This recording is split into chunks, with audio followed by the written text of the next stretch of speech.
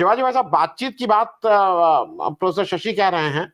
मणिपुर के इलेक्टेड विधायक पड़े रहते हैं दिल्ली में और इस देश के प्रधानमंत्री उनसे बात नहीं करते हैं, उनके पास समय नहीं रहता है। तो ये बच्चे तो वो थे। मैं उसमें से एक मनोरंजन डी लड़का है मैसूर का, वो आईटी पास है, उसकी नौकरी थी, नौकरी चली गई, अनएम्प्लॉयमेंट है। और ये हमारे और आपके घर की बात है शिवाजी भाई साहब, ये कोई हम लंदन और ईरान और तुरान की बात नहीं कर रहे हैं, ये हमारे और आपके घर में हो रहा है। बच्चों को आजकल अब फिक्स नौकरी नहीं दी जाती। यहाँ दिल्ली यूनिवर्सिटी के 2 प्रोफेसर लोग बैठे हैं, मुझे सुन के ताज्जुब हुआ, दिल्ली यूनिवर्सिटी में 4-4 महीने के लिए लोगों को के प्रोफेसर साहब रखे जाते हैं, और एक दिन नहीं 10-10, 12-12 साल। मतलब ये मैं माफी के साथ, ये बंधुआ मजदूरों जैसा उनसे काम किया जाता है और उनको आप शिक्षक के पद पे बिठाते हैं। शिवाजी राय भाई साहब, एक बहुत जल्दी से मैं एक चीज समझ लूं, आप चूंकि लगातार आंदोलन करते रहे हैं, रास्ता रोको, जाम करो, प्रदर्शन करो, एक चीज तो तय हो गई, सुरक्षा चाहे कोई भी आप कर लीजिए, आप हवा कर लीजिए, लेकिन अगर आपकी जिसकी दिक्कत है वो अपनी बात कहीं ना कहीं कहेगा। वो गलत या सही हम उसकी विश्लेषण बाद में कर सकते हैं, ऐसे नहीं करना चाहिए था, ऐसे करना चाहिए था, लेकिन बात तो आपको सुननी पड़ेगी। आज सुनेंगे, अच्छे से सुनेंगे, देश तरक्की करेगा, नहीं अच्छे से सुनेंगे कुछ राष्ट्र का भी नुकसान होगा। ये इन बच्चों ने जो भी किया गलत ढंग हो सकता है, लेकिन उनकी जो समस्याएं थी, क्या वो वाजिब नहीं है और उनको सुना नहीं जाना चाहिए? जी जी भाई साहब नमस्कार। ये जो घटना हुई है, इस पर विशेष चर्चा ये होनी चाहिए कि देश में जो जुआ है, 2014 में मोदी जी ने आश्वस्त किया था उन जुआओं को 2 करोड़ नौकरी देने के लिए। 14 से 23 हो गया, 24 आ गया, चुनाव आ गया है, इन्होंने नौकरी नहीं दिया। बच्चे पहले ही थोड़ा बेरोजगार थे, बेरोजगारी और बढ़ गई, इनकी सारी संस्थाएं ध्वस्त हो गई।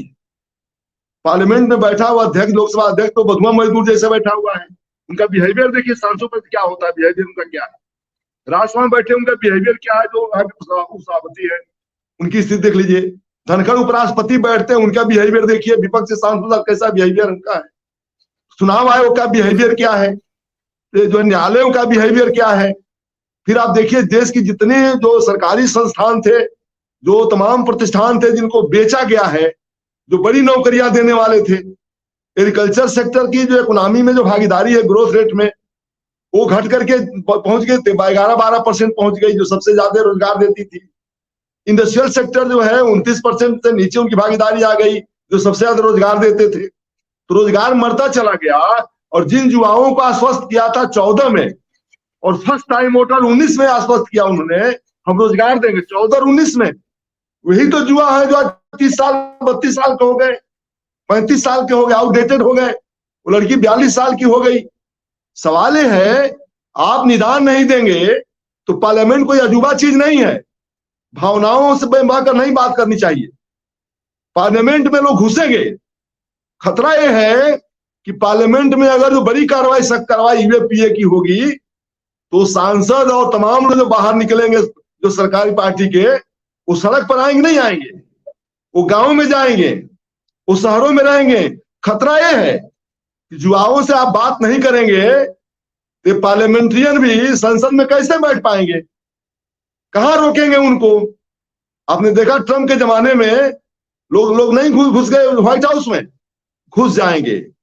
आप जनता को, समाज को, पढ़े लिखे लोग, अब देखिए एनसीआरबी की रिपोर्ट आई है, 44,000 मजदूर मर गए, वो रिपोर्ट छिपाया गया है। 2021-22 में 42,000 मजदूर मर गए। किसान मर रहा है, मजदूर मर रहा है। कोटा में तमाम बच्चे तैयारी कर आत्महत्या कर रहे हैं। 2 किस्म से दुनिया देश जा रहा है, एक तरफ लोग मर रहे हैं, दूसरे तरफ लोग लड़ने के लिए भी तैयार हैं। ये लड़ेंगे जुआ। और पार्लियामेंट में बैठे हुए लोग और सरकार में बैठे हुए लोग ये समझ रहे हैं कि बाहर लोग हैं, वो कुछ समझ नहीं रहे हैं। आप देश की संपत्ति को बेचते जा रहे हो। वो यूनिवर्सिटी से लड़का पर निकला हुआ जुआ नहीं समझ रहा है क्या? वो समझ रहा है कि आप क्या कर रहे हो। तो जो डरपोक है वो आत्महत्या कर रहे हैं या मर रहे हैं, जो बहादुर है वो लड़ेंगे। और ये शुरुआत हो गई है।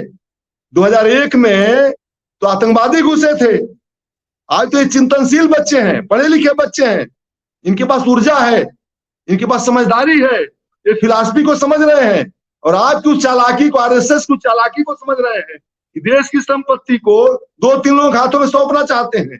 वो समझ रहे हैं सामाजिक बाइफर्केशन पैदा कर रहे हैं और वोट लेने को लेकर के अब कर मैं जीत रहा हूं, चुनाव आयोग बेईमानी करके जिता देगा तो सत्ता में बैठ जाएंगे तो क्या जुआ उसको स्वीकार कर लेगा?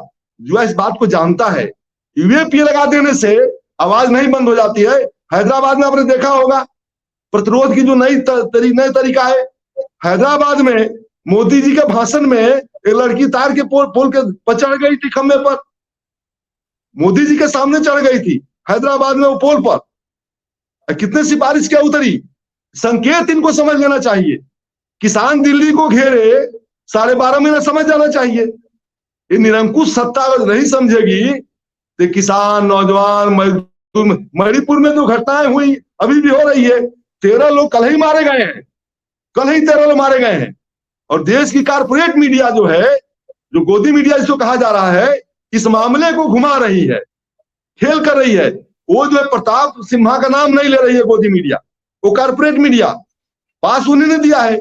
और सिम्हा का जो लड़का, जो सिम्हा जिसको पास दिया है, जो कर्नाटका का लड़का है, मैसूर का, उसके पिताजी आप भाजपा के वर्कर हैं, उसके पिताजी भाजपा के वर्कर हैं और वो विवेकानंद का फॉलोअर है, विवेकानंद के विचारों को मानता है, वो उनसे रिलेटेड है।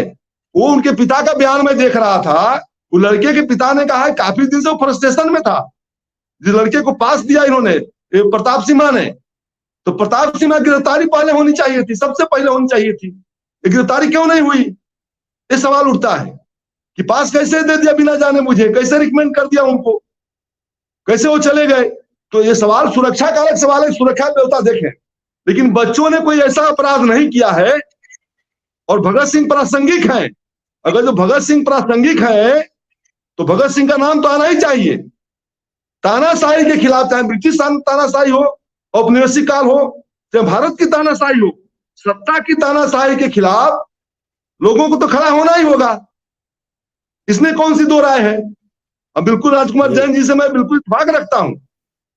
पर्चे तो उत्तर प्रदेश असेंबली में बहुत फेंके गए हैं, यूपी असेंबली में बहुत पर्चे फेंके गए हैं, लोग कूदे हैं, मार्शल उठा के फेंकवाया गया है। लेकिन पार्लियामेंट के अंदर जो कानून बनाते हैं लोग, उस बच्चे को पकड़ कर जो लिंचिंग कर रहे थे, उस बच्चे को पकड़ करके, इससे साफ लगता है कि पार्लियामेंट में बैठे लोग सामाजिक ढांचे ताने बाने नहीं समझते हैं।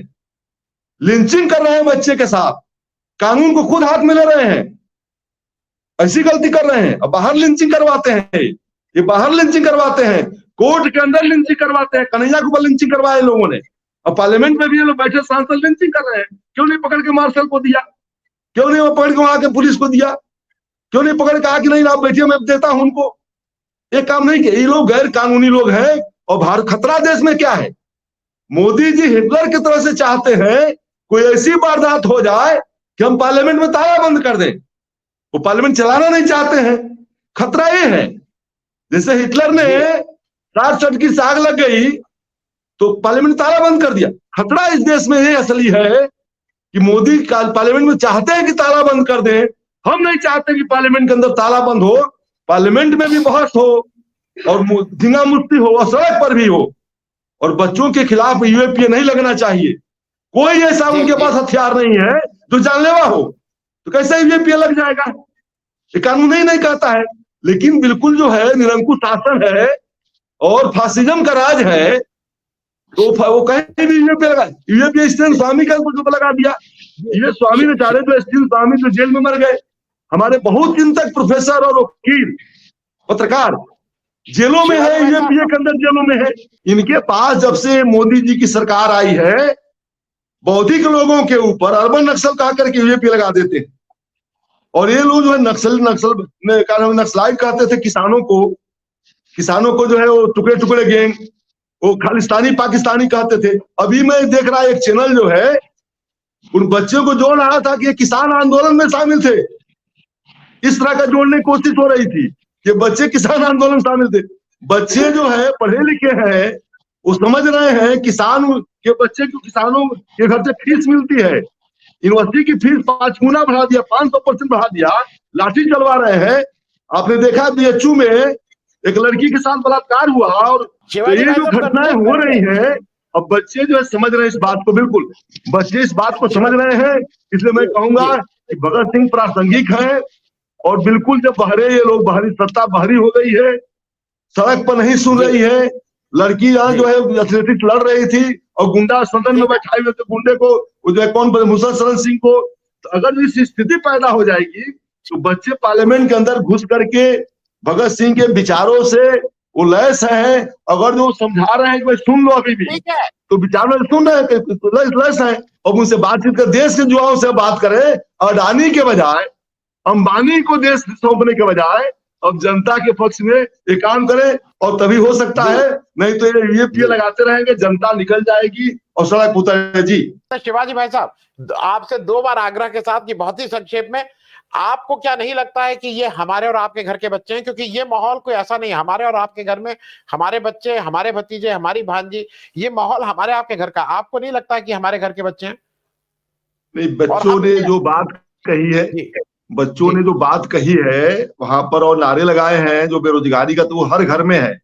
मेरे घर में खुद ही है, तो मेरे घर के बच्चे भतीजे हैं। वो सवाल हर घर में गूंज रहा है बेरोजगारी का।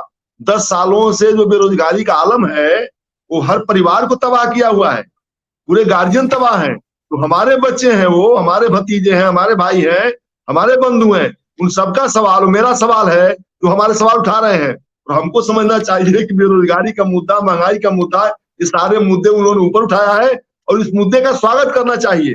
तरीके जो भी हो, एक बहस हो सकती है उस पर, मुद्दे उठाने के तरीके जो भी हो सकते हैं, लेकिन अगर जो सरकार नहीं सुनती है तो सारे तरीके लोग अपनाते हैं अपनी बात सुनाने के लिए, सारे तरीके अपनाते हैं। और तानाशाही के खिलाफ तो सारे तरीके अपनाने पड़ेंगे लोगों को। जितने भी अहिंसक तरीके हैं, वो चाहे जेल में रहना पड़े या घर में रहना पड़े या रेल में रहना पड़े, नजरबंद कर दें लोगों को, लेकिन लोगों को तरीके अपनाने पड़ेंगे उनकी बात सुनाने, अपनी बात सुनाने के लिए। 10 साल बहुत होता है, पूरे देश को बंधक बना रखा है, सारी एजेंसियों को बंधक बना रखा है। इन बंधक से मुक्ति की जरूरत इस देश में है, और सबके मुद्दे हैं वो सबको बात करनी चाहिए। जी